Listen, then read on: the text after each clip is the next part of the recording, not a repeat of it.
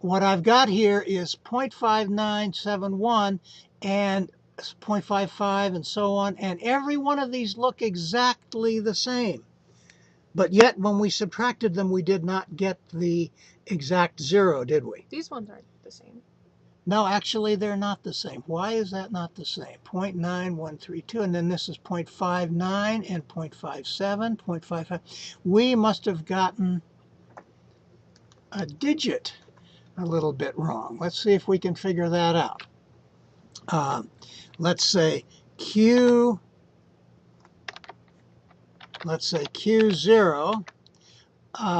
row 1 through 16, transpose, meaning print it as a row.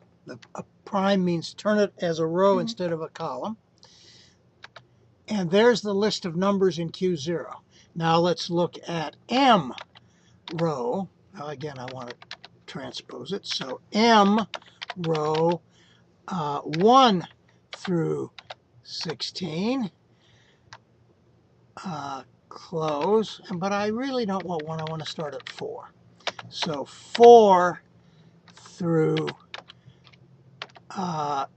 16, just to see all of those numbers. Close and transpose it and print it out. Okay, now let's compare. 0.59. Well, this one is, remember Q0 is we read in some numbers. We read in 101 and 101 and 1 and those numbers. And this is M, and M, the fourth number in M. Oh, we skipped. We didn't want the fourth number in M. So let's try that again. Let's take M row 1 through 12. Close at transpose. There we go. All right, there we go. Now we have here 0.59 in the Q, skipping the 101, 0.59. And then we have the 2 and the 0.55, there it is, and the 3 and the 0.16, there's the 0.16, the 4 and the 9 something to the -3, there it is.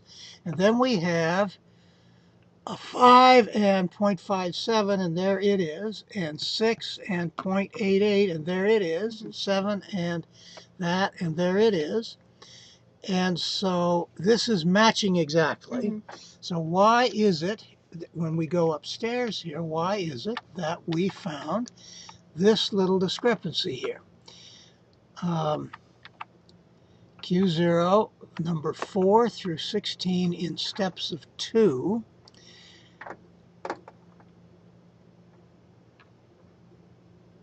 We get 0.57,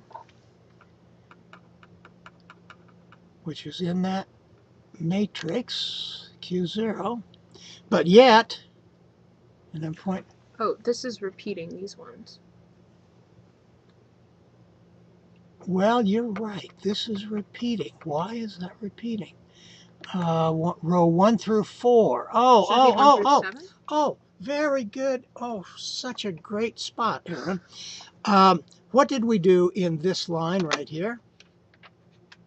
What did we do? We said take a matrix which has got 4 numbers in it as a column and join it another column which has got how many numbers in it?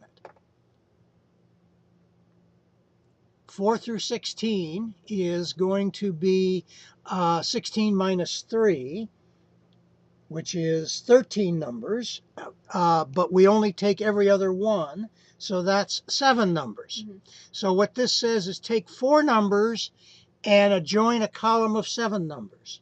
What happens if you take 4 numbers and stick on 7 numbers in the next column? It's not a square matrix. Yeah, you're missing. What happens to the extra bottom numbers? Well, the rule in MLAB is repetitively duplicate the numbers in your short column to fill it out. So we repetitively duplicated to fill it out. Okay, you don't have to do that. There are other rules of coercion that you can use, but that's the default rule, and that's why we see that discrepancy. Oh, thank you. That was so nice to solve that understanding.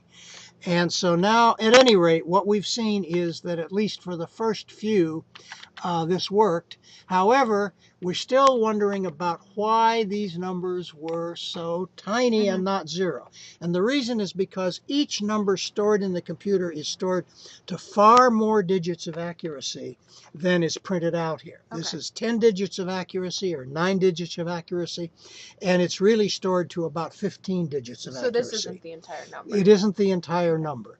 And moreover, when you write this out on the file, you throw away those lost digits of accuracy because it's written out as ASCII, as text information. When you read it in, you read in exactly what you gave, the first 9 digits worth. The other 6 digits worth are what's left up here. Ah, okay. Okay? So that's the truncation of the numbers that happened when we wrote them out and then read them in and then took a difference and found that those low 6 digits are these particular values. Okay, that's exactly what happened. So one always has to be aware when you're dealing with a computer that the numbers aren't exact, and also that there's hidden accuracy stored in the computer, usually more than you see printed out. When mysterious things happen, you have to stop and think a little bit. And mysterious things always happen when you're using computer programs.